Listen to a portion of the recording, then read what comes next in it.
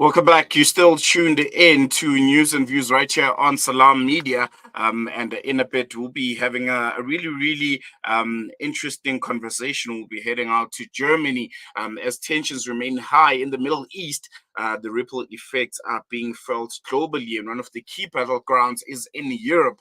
Just recently, the German intelligence agency classified the boycott, divestment, and sanctions movement, BDS for short, as a suspected extremist threat. Eh?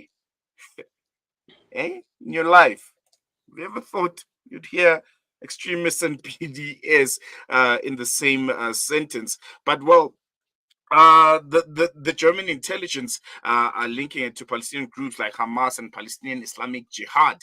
This decision follows a string of raids and policy shifts in Germany, apparently aimed at curbing pro-Palestinian extremist activities. And joining us in a bit is Ramsis Kilani, a Palestinian activist and revolutionary socialist based in Germany, in Berlin to be exact, to offer his perspective on these developments. Ramses, thank you so much for joining us today. Really glad that you could give us your time and unpack this very concerning issue. Thank you for having me. I think it's quite bizarre that the BDS movement is being suspected of extremism by the German authorities. What is your response to all of this? What do you make of it, and how do you think it will impact Palestinian activism in Germany? I mean, it's absolutely ridiculous and bizarre and absurd, but it's not a singular issue. For example, yesterday, the German police forbid Greta Thunberg, the climate activist and icon for people around the world, to give a speech in Dortmund in a student encampment, labeling her also as violent person, and that's why she couldn't do it. The police today secretly changed their press statement and removed this aspect of violence because it's ridiculous and they cannot prove it. And the war against BDS in Germany goes a long way. It's been years that they try to forbid it and make things harder for BDS activists. For example, stopping financing any organizations or cultural institutions that had anything to do with BDS, even though it was legal under German law. But they still try to push it through. And if you hear the arguments, like you just mentioned, connections to Hamas or Palestinian Islamic Jihad, it's utter nonsense. The biggest organization that supports BDS in Germany is the Jewish Voice for Peace. So the German section, Jüdische Stimme für gerechten Frieden in Nahost. And Germany and the German state were the first to ban their bank account. It was the first time that a bank account by Jewish persons was cancelled and deleted in Germany since the Nazi regime. So this is the level of hypocrisy, what they label as this fight against anti-Semitism. It has nothing to do with that, but everything with German geopolitical and economic interests in the most oil and gas richest region of the world. That's what it is about. And all the other arguments are just pushed to the forefront to have a moral legitimization, be it non-violent means like BDS or any other. Germany won't allow Palestine solidarity, and the crackdowns and repression here in Germany are unprecedented. And one question that I always had, especially looking at countries in Europe and in the US, is how much of the anti-Palestinian sentiment comes from the government, comes from the authorities, and how much of it is actually public sentiment that is shared by a large population group. In Germany, if you can just unpack that for us, I think it would put much into context into the realities that Palestinian activism faces in the country. Sure, yeah, I can. I mean, obviously, the media propaganda has some influence on the population. For example, right after October the 7th last year, an article in the Bild newspaper, the biggest newspaper in Germany and very right-wing, was the barbarians are among us, showing Palestinians. So that's the level of real like colonial racism here in Germany. And they are not ashamed of it to use it in the media, and politicians do quite the same thing while they're propagating supporting Israel unconditionally. But if you look at the polls among the population, still 69%, so the clear majority, think that Israel's war on Gaza is unjustifiable, that their military actions are unjust. Then 87% in Germany say the West should put more pressure on Israel in order to make sure that Palestinian civil society in Gaza gets aid and so on. And despite all of this propaganda, and that many are against the arms exports from Germany to Israel.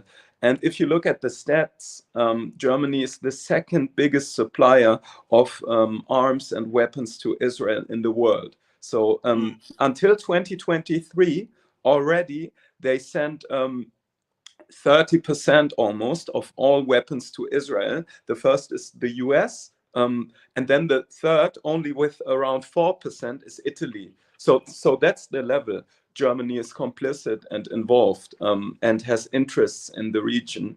It's the second biggest player when it comes to weapons deliveries and arms export after the US. So that's very important that many people in Germany are against it, and that is a very important demand in Germany to broaden the Palestine solidarity movement.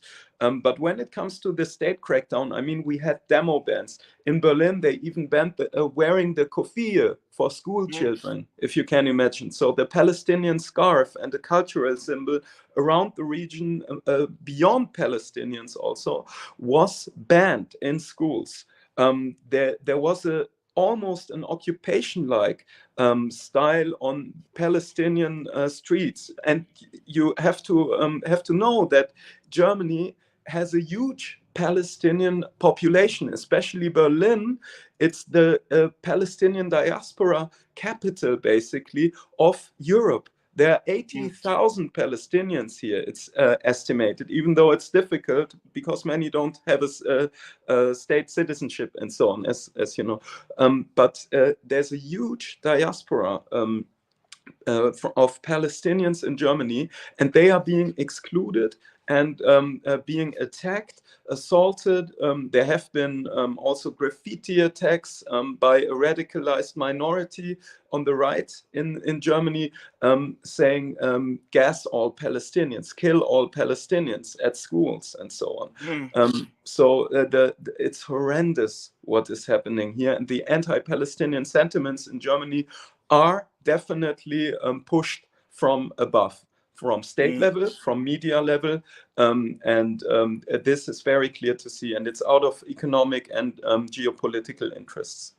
And just finally, Ramsey, with the growing restrictions and the heightened surveillance, and as you mentioned, these attacks from the public also, how do Palestinian activists in the region plan to continue advocating for their cause while also navigating these political and legal pressures surrounding them and trying to suffocate them? I mean, there are many different means and many different ways Palestinian and pro-Palestinian activists are trying to find.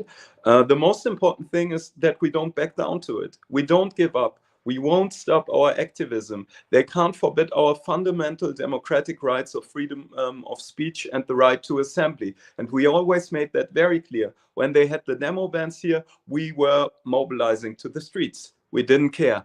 When they were banning the kufiyeh, we were wearing the kufiyeh. We won't accept what they are telling us and how they are trying to strike us.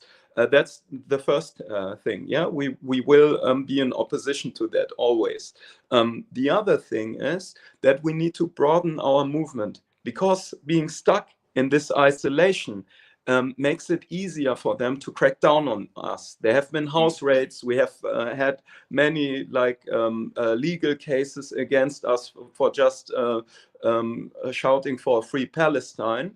And these developments are really suffocating, and people are being pushed back. So it's very important to reach new layers of society and sections, and also of the German society. We Palestinians can't do it alone, so we are trying to reach out. And as I said, like broad demands like ending German arms exports to Israel are substantial. That's very important to have these, but still stay clear in our principles that there can be no justice, there can be no just peace unless there is a decolonization of Palestine and equality from the river to the sea. Otherwise, there will be no opportunity for a chance of just peace. And this we have to have clear, but our broad demands can aim directly at the German war industry that is supporting Israel concretely, and we can concretely help on a political scale our Palestinian siblings in Gaza, but also in the rest of Palestine, in the West Bank.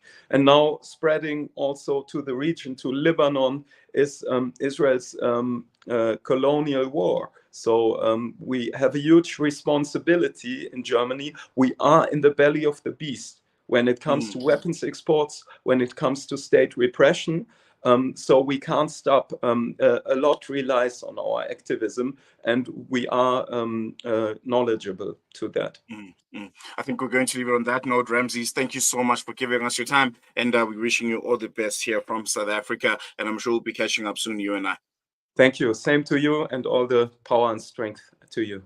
Bye. Oh, they have it. Ramsis Kilani coming to us live from Berlin in Germany, where activists, pro-Palestine activists and BDS activists are fearing for their safety and their lives after Germany has labeled them extremists. Hey, countries that feel like they have a monopoly on the moral authority of the world, essentially, Germany being one of them, their true colors finally showing.